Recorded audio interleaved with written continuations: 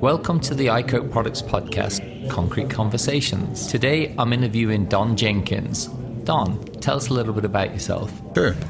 I used to, so I grew up in the United States, and then I married this beautiful Aussie woman who lived with me here and married about 12 years here in the U.S., and then I moved to Australia about 16 years ago. Nice. Luckily, I had met Tim and the iCoat products, had been introduced by then, and knew Tim well, very, very well, and we became best friends.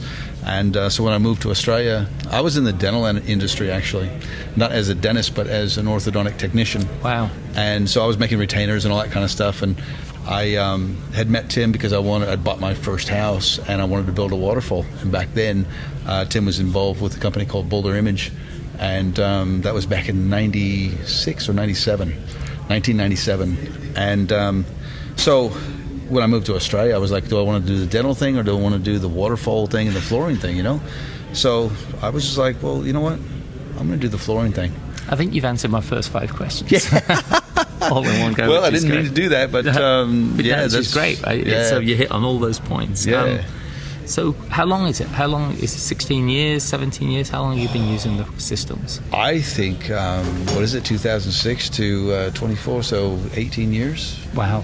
Yeah. I mean, not 2006, 1997, so. And that's been full-time career for you for the last 18 years? Yeah, from full-time from 2006. When I moved to Australia, that's when I went full-time. I was doing it half-time here, part-time, while doing the dental industry thing, and ended up really just loving the medium of concrete. Gotcha. and resins and whatnot. So did you get a lot of training before you started, or have you been training along the way? Tell us a little bit about how you've been learning the systems and how to do things. That's funny because, no, I had no training. I met Tim and helped him on a couple of waterfalls and stuff like that because that was what I was mainly interested in. And I wasn't interested in a career at that point. I just want to build my own waterfall.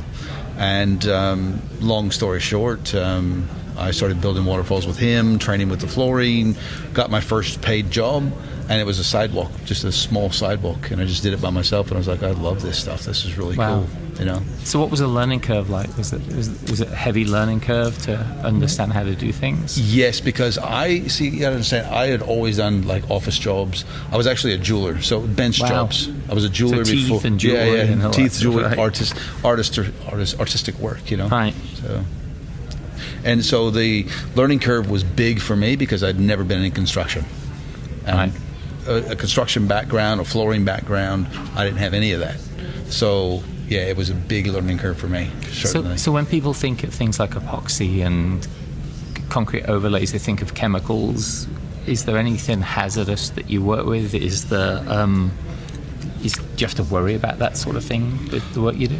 It's like I now have a company in Australia, in Melbourne, Australia, and I have 6 guys that do the work for me and for the company and whatnot. I have 2 brothers that run the production side of the company. But we are very, very careful when it comes to handling of the materials. I think that everything that humans touch these days is toxic. Right. I really do. And I really tell my guys, I say, hey, the dust is toxic, the epoxy is toxic. Only when you handle it incorrectly. Right, when incorrectly. So when you're handling things correctly, there's no worry. Right. And we've been going for 24 years, and I don't have any side effects from any of this kind of stuff because I've always had that mentality of handling things correctly. Right, we wear gloves, we wear masks, we wear the things that protect us. You know. And it's always been a question I've had for Tim, and he said in all the years in business, he's never had anyone get sick unless, like you say, if they eat it, then you're going to get sick if you eat poisonous chemicals. Right. So have you used any competitor products, and have you any stories of using? Plenty. How do they compare with iCoat products? iCoat products are built by or designed for the industry. A lot of the other industries, a lot of the other people that have formulated these things have no chemical background, right? And they just want to make a better product, so they import something and they mix a couple things together and they call it that product, and then over many, many years they may make something that's halfway decent. Where Tim has had that background, his father was a chemist, actually started from that point of chemistry and for the point of making what he wants to make. It was designed, it wasn't just thrown together because he wanted to be another competitor. Right. What was your impetus to go into this business? Was it just getting out of doing something else? I know you said you had this passion, but was there anything more that sort of drove that? So at my heart, in my deepest part of my heart, I'm an artist.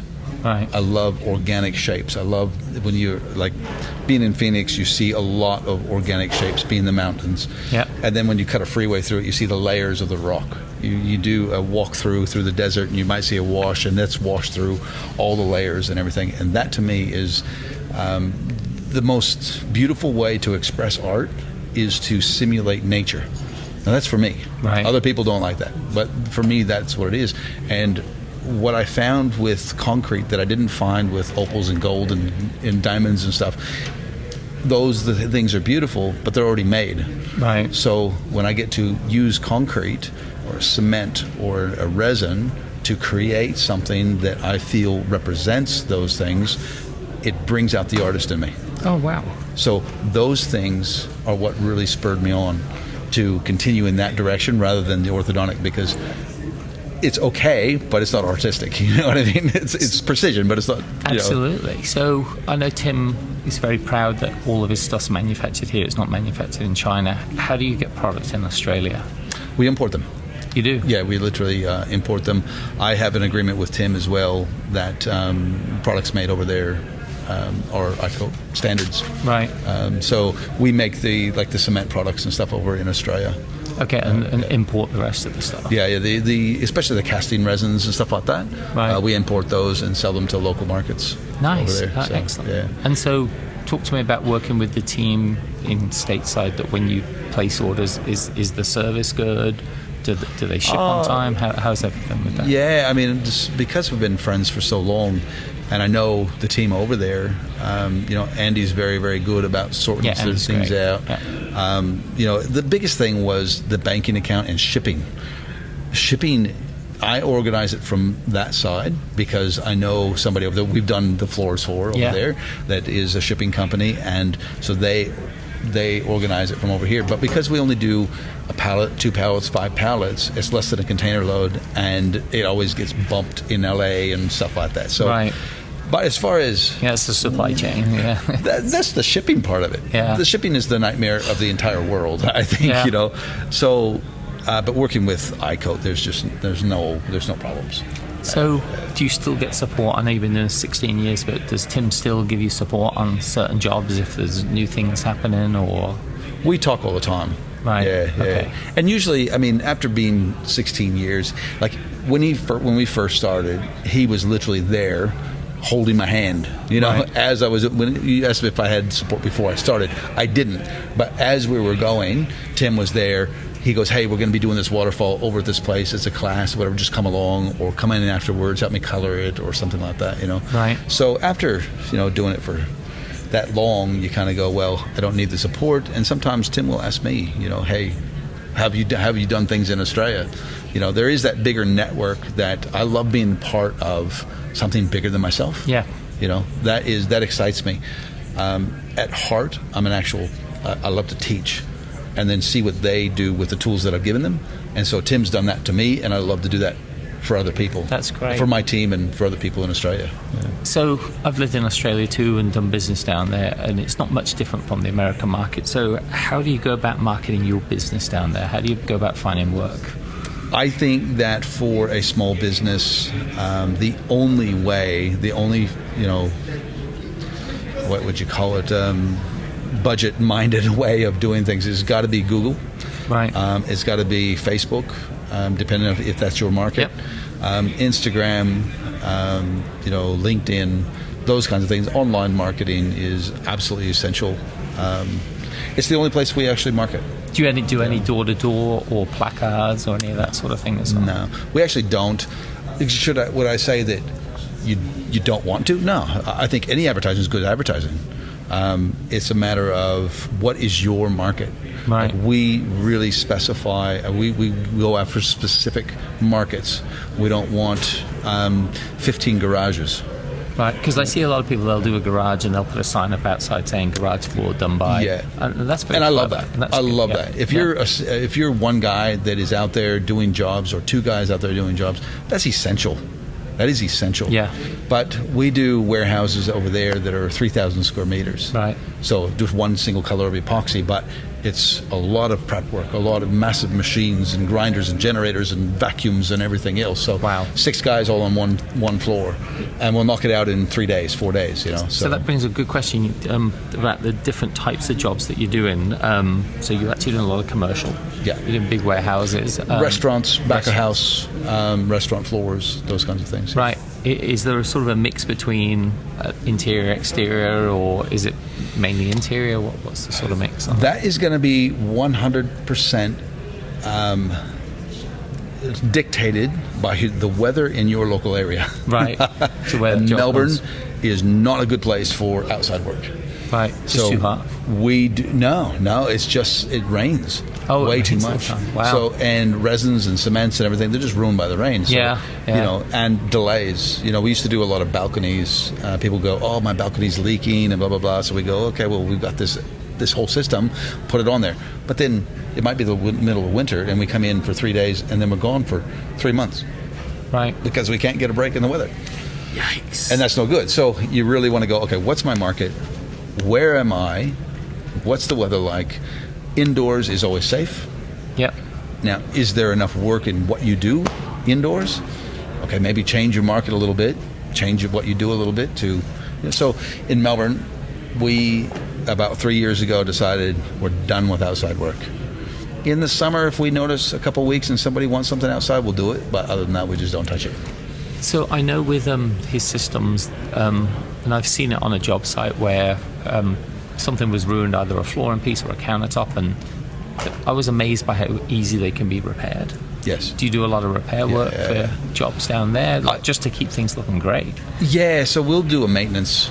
We've done a job 10 years ago, mainly floors. We started in bench tops, doing a lot of bench tops and stuff, but then we started getting floors. I'm like, for 3 days we could be doing a bench top, or 3 days we can do a floor, and I've got 6 guys I got to keep busy, so let's do flooring, you know? Right. But I can repair a floor. You know, I have plenty of stories where we did a floor over the top of electrical heating, and there are little tiny coils that go back and forth in the wall, in the floor, this far, you know? Floor, And then it curves over and does another. Well, somehow the wire had been cut, but the alarm didn't go off during construction, because they put a little tiny alarm on it, beep, beep, beep, wow. if the wire gets cut. Well, lo and behold, the house is built, the floor is done, they move in, and they go to turn it on, and it doesn't work. Only half the floor. It stops right in the middle of their living room. I was able to cut a hole 50 mil deep, 2 inches deep, and about 2 inches wide, repair the wire, stuff it all back in, repair it, and in one day make it completely disappear, and you could not tell that there was ever a repair there. That's amazing. It takes a lot of artistic work to be able to do that, a lot of artistic ability to be able to do that, but it can be done. So again, you've mentioned warehousing, flooring. Is that probably the most popular form of work that you guys do down there? We do a lot of domestic, or a lot of homes as well. Yeah, homes. So we'll do.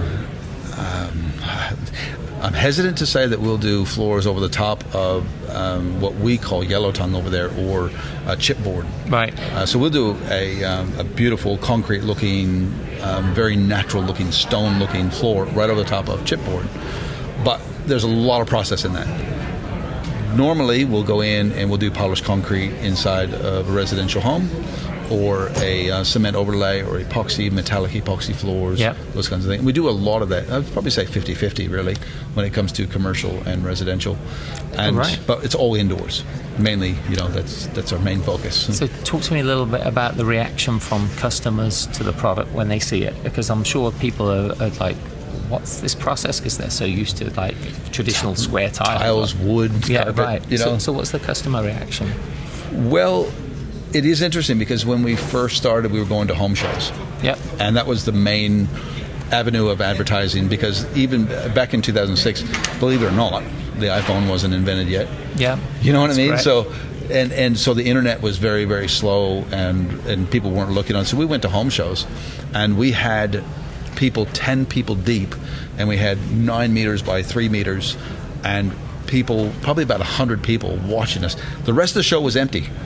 People were watching us, and they're like, "What is this new type of flooring? What is crazy?" Wow. We don't get that reaction anymore because it is a little more prevalent. But when people go, "Well, I don't have to have grout lines. I don't have to have this. I can have any color I want. I can have any pattern I want. It's easy to keep clean, easy to maintain, and somebody can come back in 5 to 10 years from now, sand the floor, put a clear coat over the top of it, and it all looks brand new. Sign me up." Yeah, right, exactly. So there's so many benefits to it.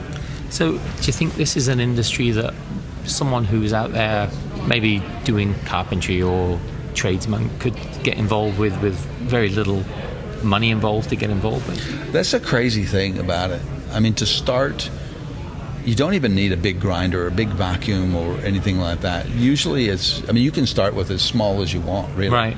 And I would start with a bathroom floor. You don't need much to do a bathroom floor. No, that's correct. You get a huge amount of experience because you get through all the steps and layers that you do in an entire home in a small bathroom floor. Very controllable, right? Yeah. And you can do all the surfaces in a bathroom floor or a garage floor. Yeah. And so you don't need much equipment to get started. And I didn't have much equipment. Even going to Australia, I didn't have any equipment. I literally had to buy I started a whole business on less than $5,000. On less than $5,000. On less than $5,000. All my advertising, everything, because that's all I had. Right? Yeah, that's amazing. I moved over there and I started with $5,000. I was just like, that's all I'm going to do. I'm not going to give myself any more than that to start the business. So. Yeah, that's crazy. So, do you think this is the sort of thing that the average guy could go out and earn a living doing? I don't see why not. The only person that I would say don't do this is somebody who doesn't have the fortitude to keep going. Right. Well, any business you got to stick with it. Right? Exactly. Yeah, so if you're gonna go into business, have a business mind, have the traders mind. It's not an easy thing to do, but I would say if you're willing to start and keep going, you will make a very good living.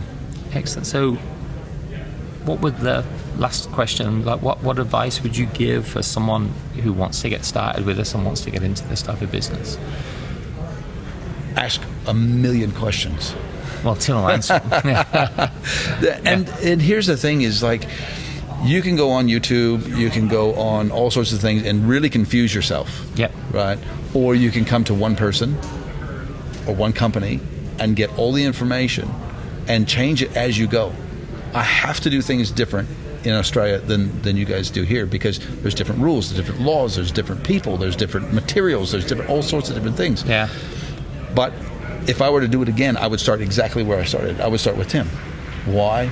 The guy has a plethora of information. He's extremely intelligent. He doesn't just go, this is the system that I learned 35 years ago. Yeah, he loves it, you can tell. He designs it because he knows that he can design it better and better and better. So he's been through all that.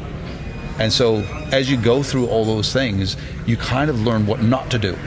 Yep. Even so, as more than what to do, you need to know what not to do. Exactly. So when you have that experience, it just pays off to talk to somebody like that. Don, So, thank you very much. That's been an excellent interview with this, and thanks for taking the time to do that.